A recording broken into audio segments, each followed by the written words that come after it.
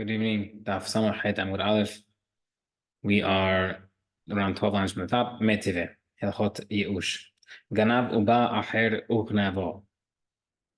If someone stole and someone else stole it from the first thief, Harishon Mishnah Mishnah Kefil, the first guy pays twice to the original owner. The second guy only pays the principal. Ganavu machar, if the first guy stole from the second guy, and then he sold the animal, uba sorry, the first guy stole it and sold it. The second guy came and stole it from the buyer. The first guy pays 4 and 5. And the second guy pays 2. Interesting.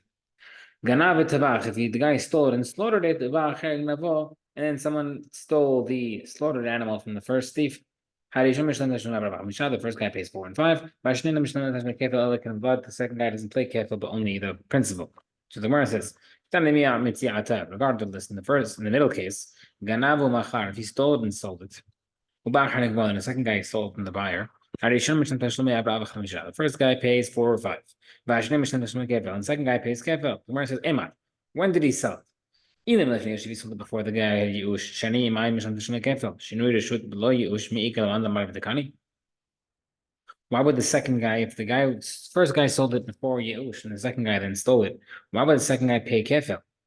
Right? Everybody would agree that if you change possession, then everybody would agree that the buyer never legally acquired it, and therefore the second guy should be having to pay everything. Because the first guy just handed it over to someone else, and the buyer had no idea that he had a stolen item that still belonged to the original owner because of no Yush. That's after Yush. And the Gemara says that even so, the first guy have 4 and 5 for selling it. We said that actually you run say that Yush makes you acquire it. Why should it be 4 or 5? He already acquired it, and therefore it's his own animal that he's selling, so he should not be high 4 or 5 because he didn't sell it someone else's animal. But 2, additionally, and the first case said, if someone stole it and someone else stole it from the first guy, he pays double. The second guy only pays the principal. Mifti. Now what is talking about? We're talking about after Yush of the original owner. If you tell me that Yush is a good transaction to acquire it, how come the second guy only pays the principal? Right? He should be hayav also kefil from stealing it as well. Therefore, our proof is Yush is not a good acquisition, and therefore it's a question against Rav, who held that it is. Which is braha you think that's the correct wording of the Mishnah, the Braita? Rather, the last case of the Braita that said ganav v'tabach. If he stole it and slaughtered it, and the second guy he stole it from the first guy, the body. The first guy pays 4 or 5. And the second guy only pays the principal. Everybody would agree that if you change the physical of the item over here, you're slaughtering it, you're for sure acquiring it. Therefore, when the guy slaughtered it, he for sure bought it. So then why was the second guy patur in kefil? He technically stole the dead body from the owner from this new owner of this carcass, the first thief. Everybody's talking about before Yerush. They must switch the ruling of the last case to the middle case. From the middle to the last. And the reading should be as follows. The Braita says as follows. Someone stole the animal and then sold it. Now the guy came and stole it from the buyer. The first guy pays 4 or 5 for selling an animal that was stolen. And the second guy only pays the principal. He pays back what he had. Because change of possession without like selling it without Yush doesn't do anything. However, if he stole it and slaughtered it, and someone stole from him, first guy pays 4 or 5, and the second guy pays double. Because by slaughtering it, the first guy acquired it by slaughtering it. Okay, that's what Papa says. Really, you don't switch to second and third case halachot. And say if he can explain it, Bet Shammai, he's Bekon Bet Shammai. A stolen item that changes stays in its place, meaning it still can belong to the first owner without having to, even though it's slaughtered. That's the case in the first and second case. where the you was Yush is still a question according to Rav if we don't switch halachot. Where it says Amar Azvid le'olam kuda lefnei Yush, all according to the case of before Yush. In the case, the second guy who stole it from the buyer is chayav kefil if there's no acquisition. We're talking about a case where the owner gave up of getting it back from the buyer, but he didn't give up from getting it back from the thief. Because there is enough yush and a change of possession.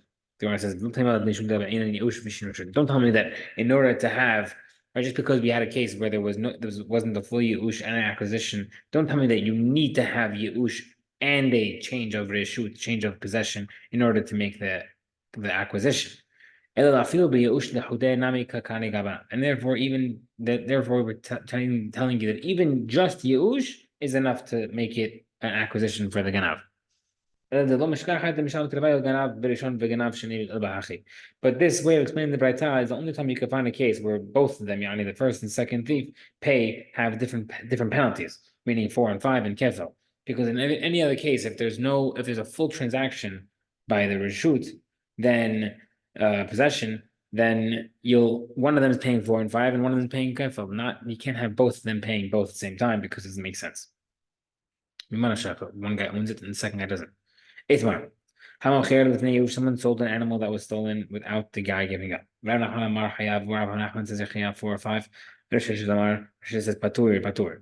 Rav Nachman says as long as you sell it, I don't care when you sold it. I don't care what's going on with the owner.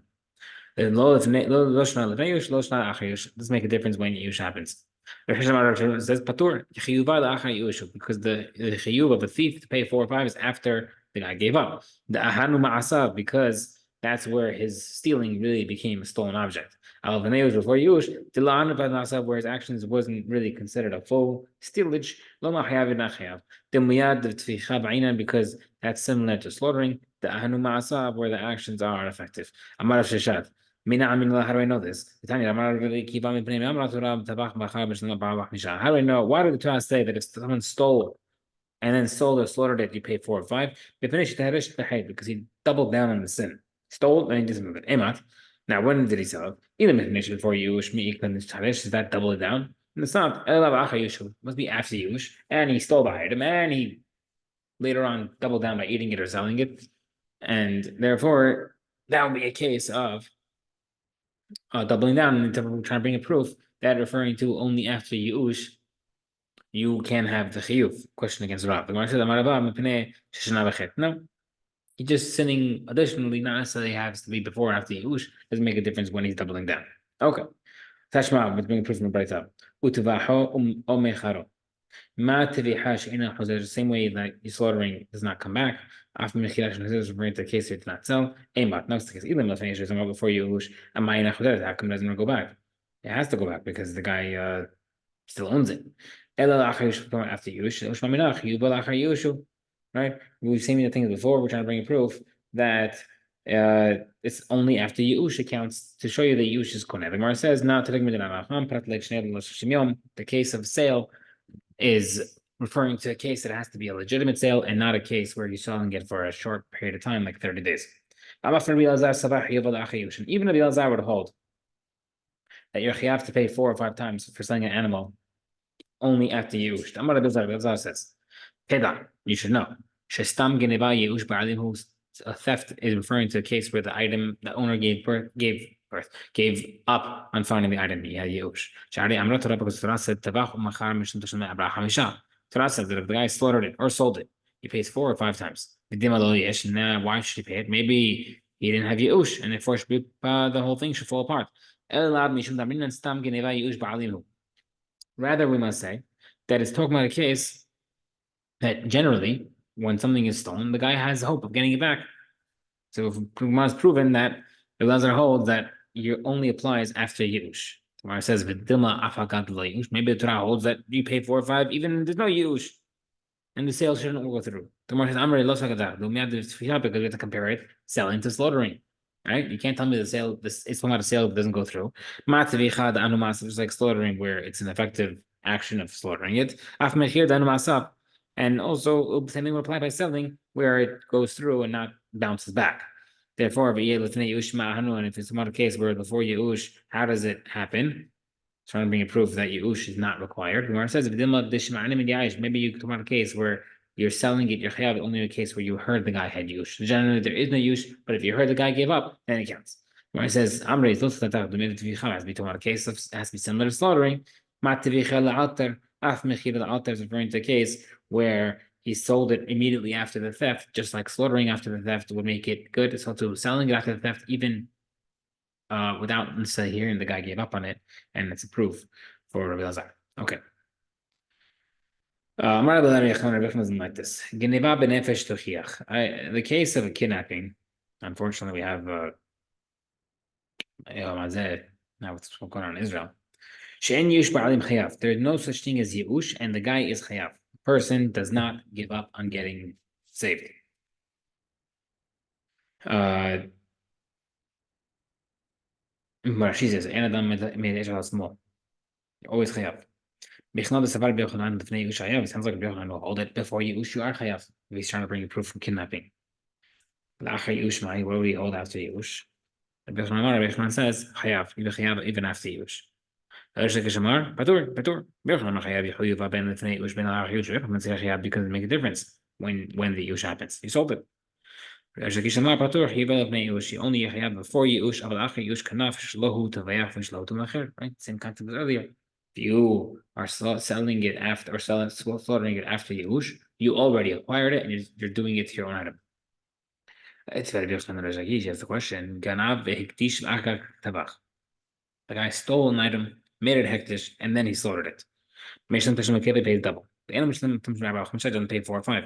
Now, when did he make it hektish and slaughter it? Even though it should happen before Yush, mikadosh does the work. Ish kiyaktish et beto kodesh. You only can make something that's yours. Ma beto, just like it's your house. Shelo. Of course, shelo. Anything has to be his, and therefore, if it's before Yush, you can't make it hektish. Elo lepshita la'achar Yush. Maybe it's come out after Yush. And the only reason why you're not paying 4 or 5 is because he made it hektish. Because when he slaughtered it to make himself chayav 4 or 5, he was slaughtering hektishes, and therefore he's not chayav. But it had not been for the hektish. Tavach, if he slaughtered it, he would have been chayav 4 or 5. If you tell me that Yush makes it kinyan for you, why would be chayav? It's yours that you're slaughtering or selling. Good proof. Marletters, like he says, referring to the case, where the guy made it hektish while it belonged to the thief, meaning the thief stole it, and as the guy is running away, he says, by the way, I'm making that hektish. Does that work though? If the guy stole it and the owner did not have Yush, neither of them can make it hektish. The thief can't make it hektish because it's not his to make hektish. And the owner can't make it hektish because it's not in his reshut, it's not his possession to make it hektish. Amri, the Gemara says, Hu damar kisnu'in.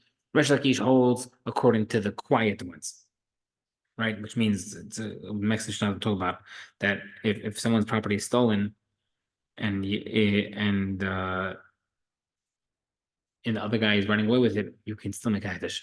It's man. People who were used to put their coins down, even though right?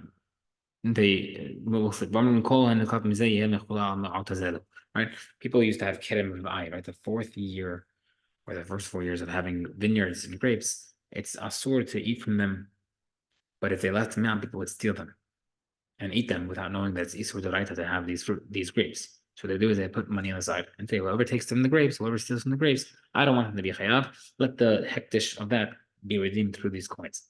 So we see that they could be makdish, something that's other people touch. That's referring to the case where the guy made the. So therefore, our Mishnah, our Brayta is according to that Brayta. Gemara asks a question. 1 second. In the case of the keren, why should he pay double? The owner is getting returned, meaning if the owner made it hektish and now it belongs to hektish, he never lost anything. All right, this animal wasn't stolen from him; it was stolen from hektish. So why was he get kefil? The case where he was sued in court before it was made hektish. That was the case. Ida Amrit says, and the case where the Bedin said, "You're chayav, go pay him." Ma'ir the hektish was the case of hektish. If you look, even if he did not make it hektish, he should also be patur for paying 4 or 5. Amar Rav Avram says, if the court says go pay back the sheep, then he slaughtered it. Patur, be patur. My time, came into Baskul, since he was already possessed, he had to pay the animal back, and then he slaughtered it. Havel le Gazlan is a robber and not a ganav. The Gazlan eno mishtan times the kebab and you're not chayav 4 and 5. He was already told in court to pay. The court just said, just pay it back without a psak. Then he sold it or slaughtered it. Mishnah pays 4 or 5. My time why? Kevin the low pasko there's no psak din. Akatsi ganav is still ganav, and therefore he's still eligible for 4 or 5. So the Gemara says, according to the Ashkish, what can be the case of the 4 and 5 with hektish? Gemara says, look, Ashkish would say you still can say the amri leg hayav atal lo. Even in a case where the judges told him, go pay, and the guy made it hektish because the guy wasn't paying him back, he would have been chayav 4 or 5, and he made it hektish, and therefore he has to still pay 4 or 5 because he stole it after the half psak. All right, we'll stop here. Amen.